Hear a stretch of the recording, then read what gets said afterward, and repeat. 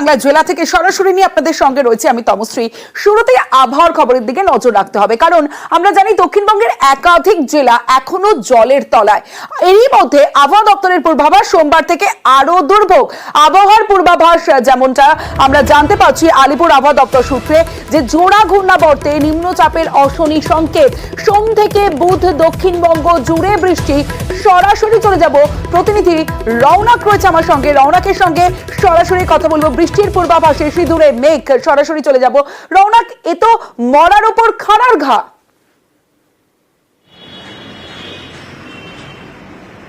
একেবারে ইতিমধ্যে এই ডিভিসিতে জল ছাড়ার ফলে কিন্তু প্লাবিত হয়েছে বাংলার একাংশ।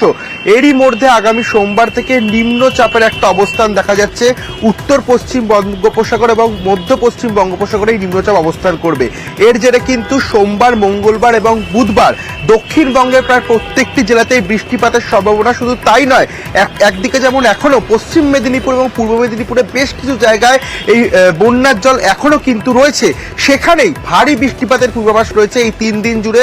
এবং উত্তর 24 পরগনা থেকে শুরু করে দক্ষিণ 24 পরগনা বিভিন্ন জায়গায় কিন্তু ভারী বৃষ্টিপাতের পূর্বাভাস রয়েছে।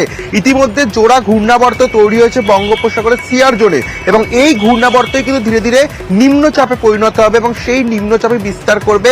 এর জেরে কিন্তু টানা 3 দিন ভারী বৃষ্টিপাতের পূর্বাভাস থাকছে।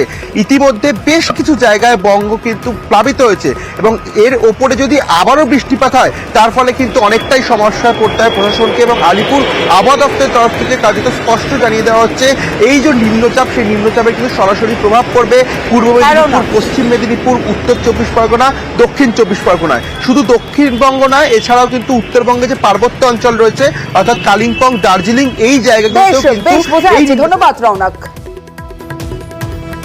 একটি নিম্নচাপ এরিয়া হতে পারে উত্তর পশ্চিম এবং অ্যাডজয়নিং ওয়েস্ট সেন্ট্রাল বঙ্গোপসাগরে। আজকে 21 তারিখে মেদিনীপুর, 24 পরগনা, নদিয়া এই জেলাগুলিতে কিছু জায়গাতে হালকা মাঝারি বৃষ্টিপাত হওয়ার সম্ভাবনা আছে, এবং দক্ষিণবঙ্গের অন্য সব জায়গাতে বিক্ষিপ্তভাবে হালকা মাঝারি বৃষ্টিপাত হওয়ার সম্ভাবনা আছে। দার্জিলিং, কালিম্পং, জলপাইগুড়ি এবং আলিপুরদুয়ার ওখানেও অত্যন্ত বিক্ষিপ্তভাবে হালকা মাঝারি বৃষ্টিপাত হওয়ার সম্ভাবনা আছে। 22 তারিখে দক্ষিণবঙ্গের সব জেলাগুলিতেই কিছু জায়গাতে হালকা মাঝারি বৃষ্টিপাত হওয়ার সম্ভাবনা আছে, এবং দার্জিলিং, কালিম্পং এবং আলিপুরদুয়ার এগুলিতে বিক্ষিপ্তভাবে 2-1 জায়গায় হালকা মাঝারি বৃষ্টিপাত হওয়ার সম্ভাবনা আছে। এবং সপ্তাহের শেষের দিকে জেলাগুলোতে বেশ অনেকখানা জায়গা জুড়ে, অনেক সময় আপনার অধিকাংশ জায়গা জুড়ে হালকা মাঝারি বৃষ্টিপাতের সম্ভাবনা আছে। বিভিন্ন জেলাতে আপনার ক্ষিপ্তভাবে বজ্রবিদ্যুৎ হওয়ারও সম্ভাবনা আছে।